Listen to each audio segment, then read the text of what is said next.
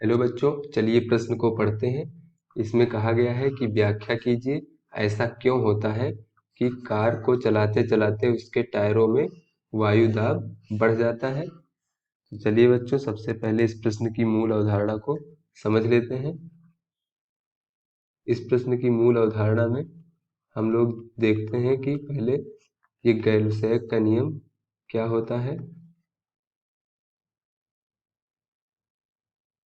बच्चों, ये गैल-लुसैग का नियम है, वो ये कहता है कि अगर निकाय का आयतन यानी V नियत हो यानी स्थिर हो, ये बदल न रहा हो, और निकाय में गैस के अणुओं की संख्या भी नियत हो, तो जो गैस का दाब होगा यानी वायु का जो दाब होगा वो गैस के तापमान का अनुक्रमानुपाती होगा।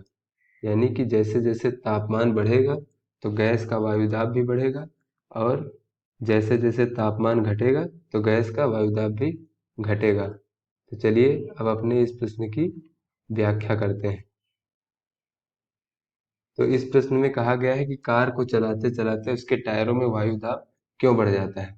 तो यहाँ पर निकाय हमारे टायर है, तो टायर का जो आयतन है वो स्थिर है, यानी आयतन नियत है, वो नहीं बदल रहा है, और उसमें अणुओं की संख्या भी नियत है, वायु के अणुओं की संख्या भी नियत है। तो ऐसे में जो वायु दाब होगा वो तापमान के अनुक्रमानुपाती होगा, जैसा कि गैल-लुसैग का नियम कहता है। देखिए बच्चों, जब कार को चलाते हैं तो सड़क से टायरों का घर्षण होता है, और इस घर्षण के कारण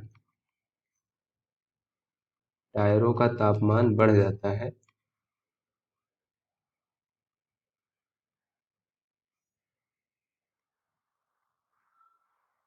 अब जैसा कि हमें पता है कि जो वायु दाब है वो तापमान के अनुक्रमानुपाती होता है, तो